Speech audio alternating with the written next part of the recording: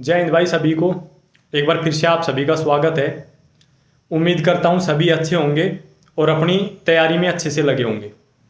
तो भाई जो 25 को एग्ज़ाम है हरियाणा पुलिस कांस्टेबल का, आज प्रॉपर उसी पे बात करेंगे कि बच्चे 4 दिन में आप क्या चीज़ें अभी पढ़ सकते हैं। क्योंकि काफ़ी भाई है, जैसे अभी जो ग्रुप 56-57 का जो एग्ज़ाम हुआ उसके बाद मेरे पास मैसेज आया, क्योंकि एग्ज़ाम आपने भी देखा होगा किस तरीके का एग्ज़ाम रहा।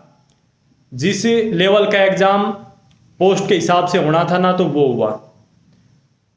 जहाँ एग्ज़ाम का लेवल अच्छा होना था वहाँ बिल्कुल इजी रहा, और जहाँ एग्ज़ाम का लेवल थोड़ा अगर कंपेयर करें पोस्ट के हिसाब से, जैसे जिसमें क्लर्क वगैरह की आपकी 57 में जो पोस्ट थी उसके हिसाब से एग्ज़ाम का जो लेवल था वो थोड़ा हार्ड रहा।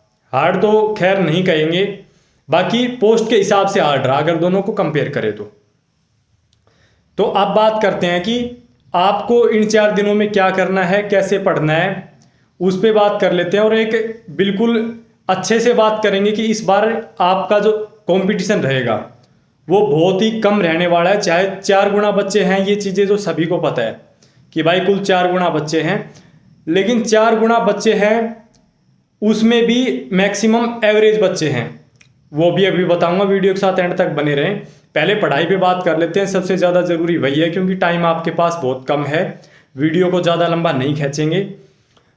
तो सबसे पहले बात कर लेते हैं भाई, एक जैसे आपका जो पीएसटी का डाउट है उस पर, उसके बाद बात करते हैं आपको जो अभी क्या रिवाइज वगैरह करना उस पर। क्योंकि ये चीज़ मैं पहले पीएसटी की इसलिए लेके आया, इसलिए बोल रहा हूँ पहले, क्योंकि बहुत से भाई है जो कि नर्वस हो रहे हैं कि हमारा कंसंट्रेशन नहीं हो पा रहा है क्योंकि रिजल्ट आया नहीं, पता नहीं हम फेल होंगे या पास होंगे। भाई एक ही बात कहूँगा कि जिसने अपनी रनिंग रेगुलर की है, जो कि बीच में रुका नहीं, वो मैक्सिमम बच्चे पास होंगे। बस अपने आप को पॉजिटिव रखो और पढ़ते रहो, फालतू की चीज़ें बिल्कुल मत सोचो। हमारे हाथ में यार है ही क्या, हमारे हाथ में जो है हम वही तो कर सकते हैं ना। बाकी तो भाई ऊपर वाले का है सब कुछ, कि वो आपको कहाँ पे लेके जाना चाहता है। अगर कांस्टेबल में आपकी जॉब लिखी है तो वो लिखी है, बट आप एक तो नर्वस ना हो, और एक अपना जो कंसंट्रेशन है वो, क्योंकि कम समय आपके पास है, तो प्रॉपर तरीके से बना के रखें। इस चीज़ का खास ध्यान रखेंगे। उम्मीद करता हूँ कि सभी भाई मेरी इस बात को मानेंगे। जो भाई प्रॉपर तरीके से रनिंग में रुका नहीं, प्रॉपर तरीके से चला, जैसे मैं पहले भी वीडियो में बता चुका था कि अगर एक ठीक स्पीड से आप रेगुलर चले हो, काफ़ी भाई क्या करते हैं कि पैदल चलने लग जाते हैं, उसके बाद फिर रनिंग स्टार्ट करते हैं। काफ़ी भाई बिल्कुल रुक जाते हैं, 10-20 सेकंड थोड़ा सा जैसे रुक के फिर चलते हैं, उनको ज़्यादा प्रॉब्लम होती है। बाकी जो रेगुलर चले उनमें से बहुत रेयर बच्चे फेल होंगे जो ज़्यादा ही स्लो चले हैं, बाकी सभी पॉजिटिव रहे। अब बात कर लेते हैं भाई अपनी पढ़ाई पे। तो भाई ग्रुप 56-57 का जो एग्ज़ाम देखा, उसमें जैसे जो हम एक्सपेक्ट करते हैं तो हरियाणा जी के कितने क्वेश्चन आएंगे ना, तो वो देखने को मिली। इसके अलावा नए नया सब्जेक्ट जैसे कि आपने देखा होगा आपका वो रूरल मार्केटिंग वाला पूछ रखा था। कंप्यूटर का लेवल काफ़ी अच्छा रहा, जो कि हम नॉर्मल कंप्यूटर पढ़ते हैं, वो देखने को नहीं मिला। और जो क्वेश्चन इजी देखने को मिले वो इतने इजी थे कि हर कोई कर रहा था उसको। तो अब आपको ये करना है कि एक तो जैसे कि हिंदी और इंग्लिश, चाहे आपके 5 क्वेश्चन मिले या ज़्यादा मिले, इन चीज़ों पे अच्छा फोकस करना है। ये चीज़ें आपका जो स्कोर है वो ज़रूर इम्प्रूव करेगी, क्योंकि बिल्कुल ये इजी मिलेगी आपको। बस थोड़ा बेसिक आपको इनका देख लेना है। ये बिल्कुल माइंड में नहीं रखना है कि मेरी तो इंग्लिश बहुत ही वीक है, मुझसे तो कुछ होगा ही नहीं। भाई इतनी ईजी इंग्लिश थी, चाहे आपकी कितनी भी वीक हो, अगर थोड़ा लाइट भी आपको पता है ना, तब भी आप उसमें अपना पूरा स्कोर कर सकते हैं। सेम हिंदी में था, जिसने बिल्कुल ही कुछ नहीं देखा वो एक बात अलग है। बाकी अगर किसी ने थोड़ा बहुत भी देख रखा था, मैं ये कहूँगा अगर कोई 2 दिन भी हिंदी पढ़ के गया था उसके भी पूरे मार्क्स है हिंदी में। तो इन 2 सब्जेक्ट को बिल्कुल भी ना छोड़ें, दोनों पे अपना अच्छा फोकस रखें। इसके अलावा बात कर लें तो भाई हरियाणा जीके, चाहे आपकी 15 मार्क्स की आए चाहे आपकी 25 की, इस टाइम पे हरियाणा जीके को आप हरियाणा जीके पे अपना समय खराब ना करें।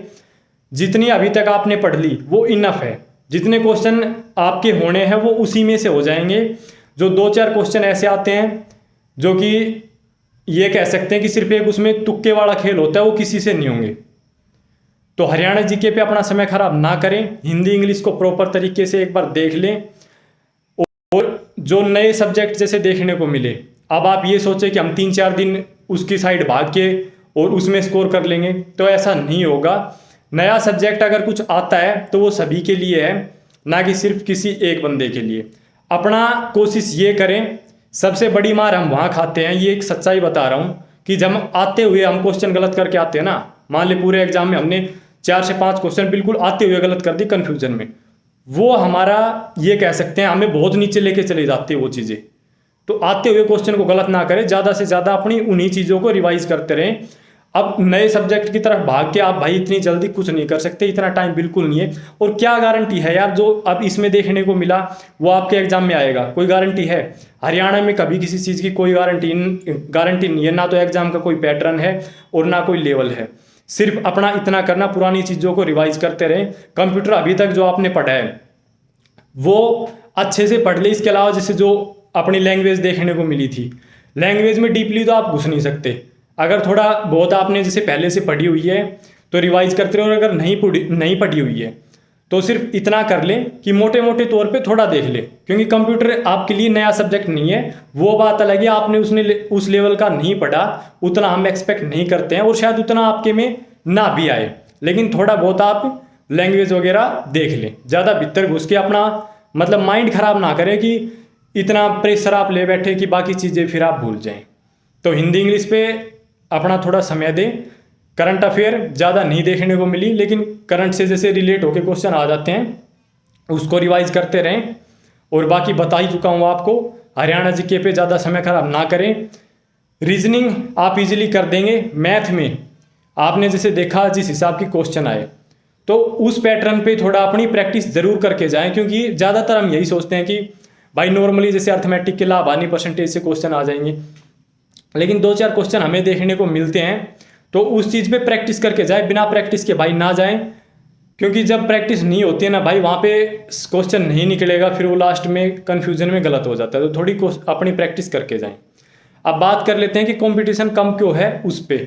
भाई 4 गुना बच्चे हैं, और इन 4 गुना बच्चों में सभी एवरेज बच्चे हैं। एवरेज बच्चा मेरा कहने का मतलब ये है कि जिनका फिजिकल पास होगा वो सभी बच्चे ऐसे हैं जो कि ग्राउंड के थोड़ा बहुत टच में थे, और थोड़ा बहुत जैसे आप पढ़ाई के टच में थे, तभी तो सीईटी में आपका जो ये स्कोर है ये हो पाया। जो ज़्यादा टॉपर थे वो पहले से मतलब अपने आप को बिल्कुल ये कह सकते हैं कि मान चुके हैं कि हमारा फिजिकल नहीं होगा। बहुत रेयर जो जिनके अच्छे खासे मार्क्स थे सीईटी में, उनका काफ़ी कम बच्चे ऐसे हैं जो कि ग्राउंड के टच में होते हैं। क्योंकि ज़्यादातर जैसे हम अगर बाहर रह के पढ़ाई वगैरह करते हो, सिर्फ एक ही टारगेट रखते हैं कि बस पढ़ना है, तो ग्राउंड वगैरह हमारा भाई छूट ही जाता है, उसमें हमारी गलती है नहीं। तो एक एवरेज बच्चों के बीच कंपटीशन रहेगा। आप ये मान के चलो जितने एग्जाम में बैठे होंगे सभी आप जैसे भाई बैठे होंगे।